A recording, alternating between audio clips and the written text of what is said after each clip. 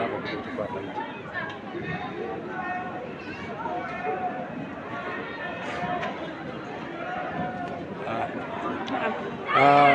Guys, my friends, this Faith Power Victory Ministries Church. Indeed, we had a very heavy rain with a very heavy floods, which has carried away our church.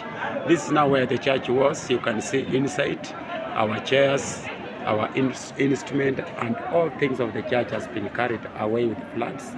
So keep us in prayers.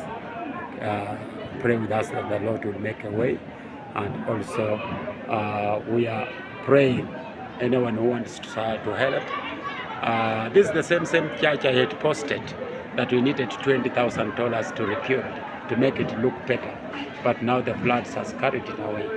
So thank you. As you watch this video, pray for us. As a pastor, I am in a challenge, a great challenge. Tomorrow people needs to worship. When you think of where people will be worshiping tomorrow, you just leave it to God. So you are welcome. If you want to support, let us know. We will tell you how you can support. We just need approximately to make a simple structure. We need $20,000, which can help us to make a simple structure. This is the inside. Let us take you outside and see the people are displaced.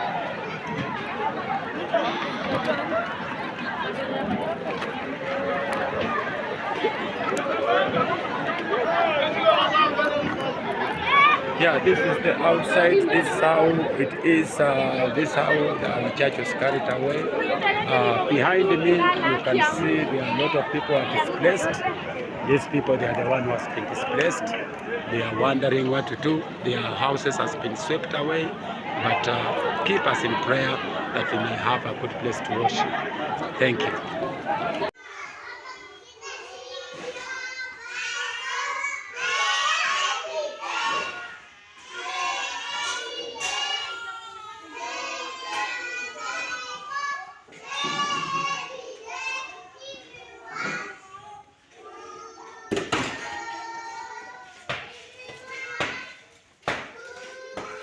We are now trying to fix, doing the repair of the church that was carried away with the floods. So we thank you for the support that is enabling us to do all this.